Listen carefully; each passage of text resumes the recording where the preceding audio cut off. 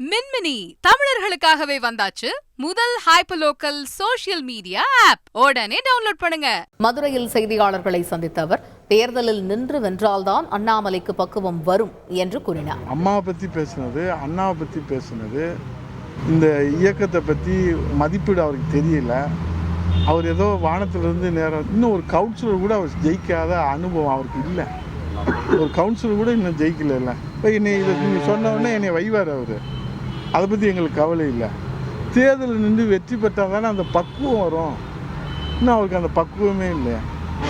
என்னமோ இந்த லேகிய விற்கிற மாதிரி, ஐயா நீங்கள் பாருங்க ஐயா, இதை செஞ்சுருக்கோம் ஐயா, இதை என்ன ஐயா நீ நீ என்ன தான் ஏன் சொல்ல வர, என்ன சொல்ல வர, எதுவுமே புரியலை. தமிழ்நாட்டு மக்களுக்கு ஏதாவது புரியுதா? அண்ணா திராவிட முன்னேற்ற கழகம் இல்லைன்னா இந்த தமிழ்நாட்டில் அரசியலே இல்லை. அண்ணா திராவிட முன்னேற்ற கழகம் இல்லைன்னா இந்த தமிழ்நாட்டில் ஏழை எளிய சாமானியர்களுடைய எதிர்காலமே இல்லை. அண்ணா திராவிட முன்னேற்ற கழகம் இல்லைன்னா ஒட்டுமொத்த பட்டியலின சமுதாயம், அனைத்து சமுதாயம், அனைத்து இன மக்களுக்கும், அனைத்து மதத்திற்கும் இந்த அண்ணா திராவிட முன்னேற்ற கழகம் தான் பாதுகாப்பு. இந்த அண்ணா திராவிட முன்னேற்ற கழகம் தான் அடையாளம்.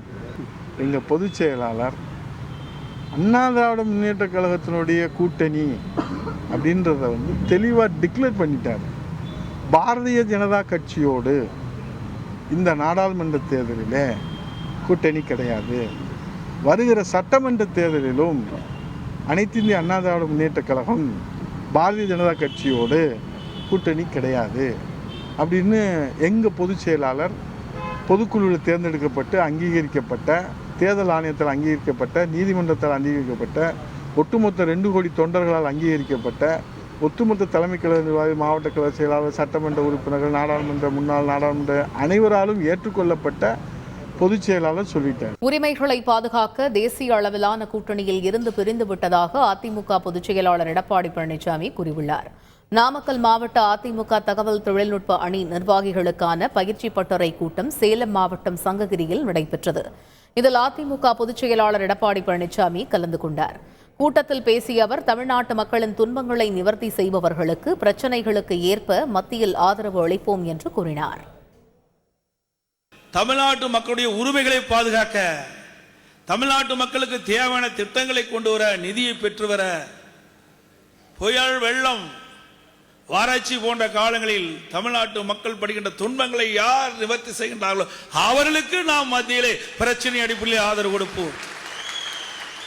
ஓட்டு போட்ட மக்கள் தமிழ்நாடு, வேட்பாளரை தேர்ந்தெடுக்கிறது தமிழ்நாட்டு மக்கள். ஆகவே தமிழ்நாட்டு மக்கள் பிரச்சனை வருகின்ற பொழுது நாம் எடுத்து சொன்னால் காது கொத்து கேட்பது கிடையாது. ஆகவேதான் நாம் தனியாக பிரிந்து விட்டோம். நம்முடைய உரிமை பாதுகாப்பதற்காக பிரிந்து விட்டோம். நமக்கு வாக்களித்த மக்களுக்கு நன்மை செய்ய வேண்டும். தமிழக பாஜக தலைவர் அண்ணாமலை பக்குவம் இல்லாமல் பேசி வருவதாக முன்னாள் அமைச்சர் RB உதயகுமார் தெரிவித்துள்ளார். மின்மினி தமிழர்களுக்காகவே வந்தாச்சு முதல் ஹைப்பர்லோக்கல் சோஷியல் மீடியா ஆப். உடனே டவுன்லோட் பண்ணுங்க.